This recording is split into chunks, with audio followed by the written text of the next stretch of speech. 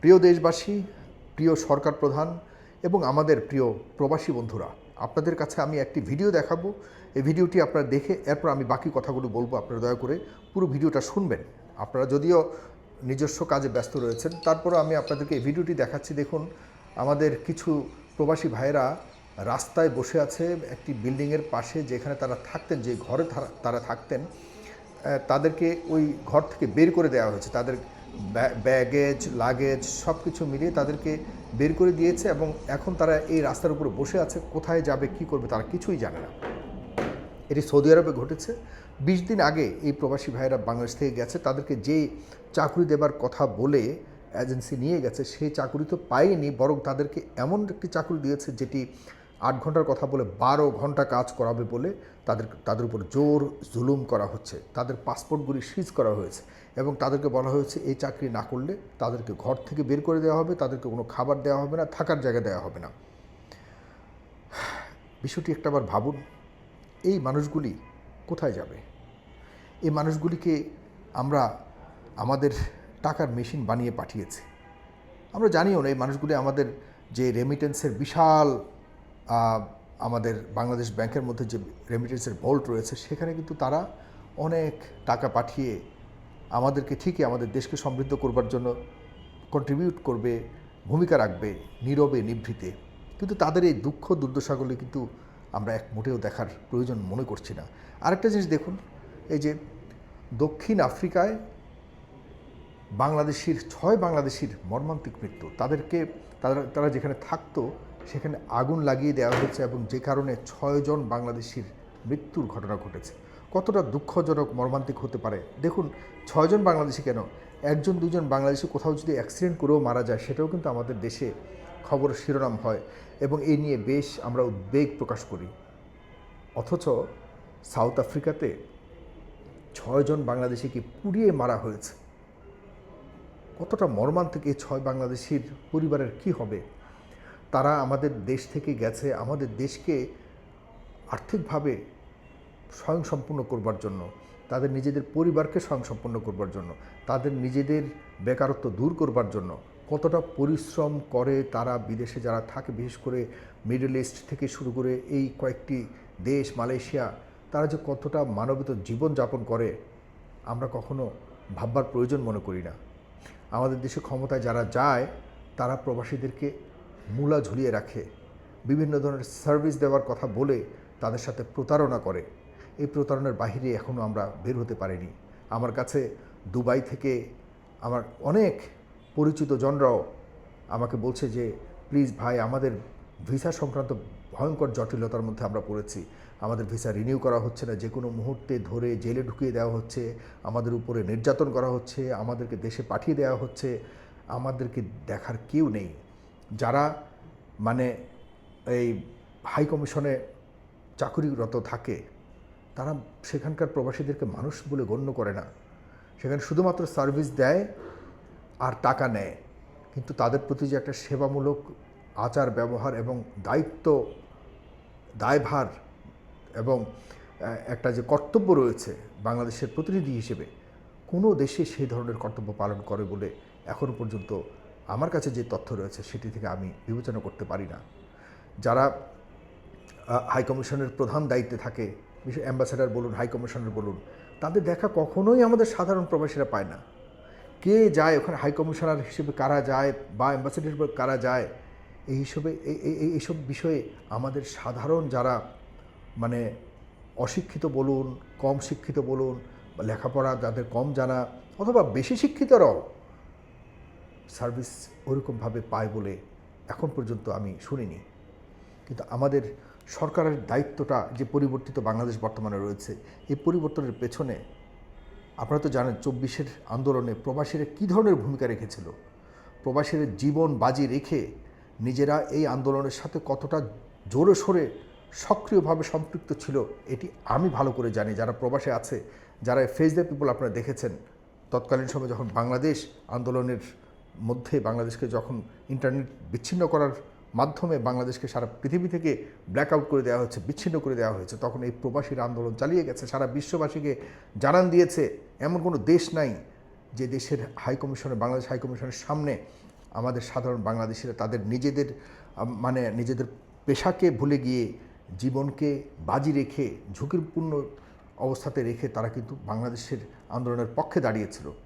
এখন পর্যন্ত আমি দেখলাম না এই ইন্টারিম গভর্নমেন্ট ডক্টর মোহাম্মদ ইউনূসের নেতৃত্বে গভর্নমেন্ট, বেইমান গভর্নমেন্ট, এই বেইমান এর সবচেয়ে বড় বেইমান হলো আসিফ নজরুল, যিনি এই প্রবাসীদের দায়িত্বে ছিলেন। এর চেয়ে বড় বেইমান ছিল এই ডক্টর মোহাম্মদ ইউনূসের প্রেস সেক্রেটারি শফিকুল ইসলাম। সেও কয়েকবার প্রবাসীদের ব্যাপারে কথা বলবে বলে কখনো কথা রাখেনি।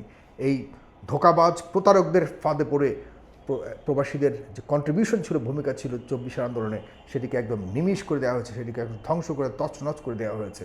প্রবাসীরা তেমন কিছু চায়নি।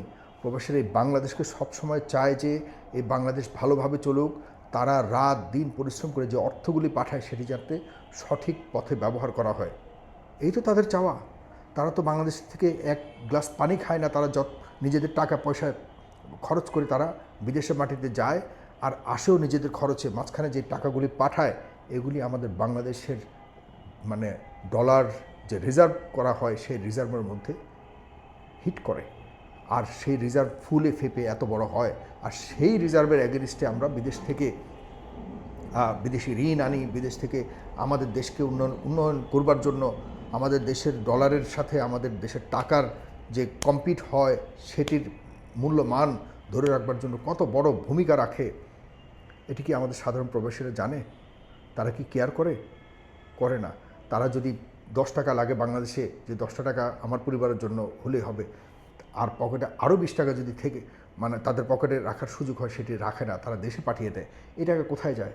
এই টাকাটাই রিজার্ভে থাকে, এবং সেই টাকার এগেনিস্টে আমাদের বাংলাদেশ সরকার সারা বিশ্ব থেকে বিভিন্ন ধরনের আর অতিরিক্ত মুনাফা কীভাবে করা যায়, কীভাবে দেশের কল্যাণে খরচ করা যায় সেখানে খরচ করে।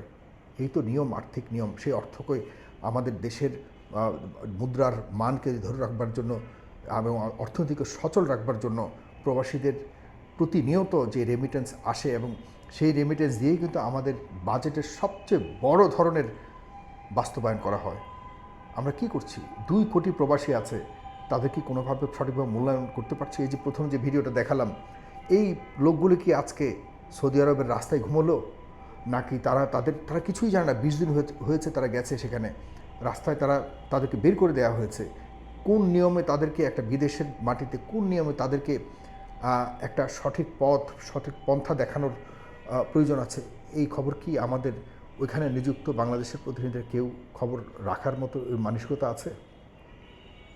প্রবাসীদের এই কারণে বলি, প্রবাসীরা সামনে থেকে অবশ্যই ভোটাধিকার আপনারা নেবেন।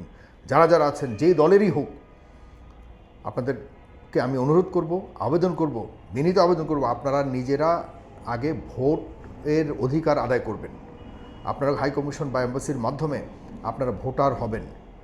প্রবাসীরা সামনের সময়ে সিদ্ধান্ত নেবে কারা সরকার গঠন করবে। 2 কোটি প্রবাসীর মধ্যে 1 কোটি প্রবাসীও যদি সিদ্ধান্ত নেয় যে না, হ্যাঁ আমরা ভোট দিব, এবং যেই পক্ষে ভোট দিবে আমি মনে করি সেই পক্ষে, সেই দলের সরকার হবে, এতে কোনো সন্দেহ না। কারণ 1 কোটি প্রবাসী যদি, তাদের প্রতি কী ধরনের ট্রিটমেন্ট দেওয়া হয়, কী ধরনের আচরণ করা হয়, এর উপরে নির্ভর করে তারা যদি মনে করে যে আমাদেরকে যারা ভালো রাখবে, আমাদের দেশকে যারা ভালো রাখবে, আমাদের অর্থনীতিকে যারা ঠিকভাবে চালাবে, আমরা তাদেরকে ভোট দিব। আমাদের এই দূর থেকে সবাই যদি একাট্টা হয়ে সিদ্ধান্ত নেয় যে আমরা প্রবাসীরা এবার সিদ্ধান্ত নিলাম অমুক দলকে আমরা ভোট দিব, সেই দলই ক্ষমতায় যাবে, এতে কোনো সন্দেহ থাকবে না। কারণ আমি মনে করি আপনারা সবাই নিজেরা আগে নিজেদের অধিকার আদায়ে আপনাদের ভোট এর অধিকার আদায় করতে হবে, এতে কোনো বিকল্প নেই। ইন্টারিম সরকারের আমলে ভোটাধিকার দেয়া শুরু হয়েছে বা ভোটার করা শুরু হয়েছে, এটিকে আপনারা কন্টিনিউ করুন। কিছু সময় অপচয় হলেও আপনারা আপনাদের ভোট দেওয়ার অধিকার নিশ্চিত করুন। আমি সরকারের কাছে বিনীত অনুরোধ করব, আপনারা বিভিন্ন মানুষকে মন্ত্রী বানিয়ে রাখছেন, যারা দেখবার কথা, যাদের সেই যোগ্যতা কতটুকু আছে না আছে আমি জানি না। প্রবাসীরা কখনো কোনো মন্ত্রী থাক দূরের কথা, বাংলাদেশে প্রবাসীদেরকে নিয়ে যারা কাজ করে সরকারের, এদের সম্পর্কে কোনো কিছুই জানে না।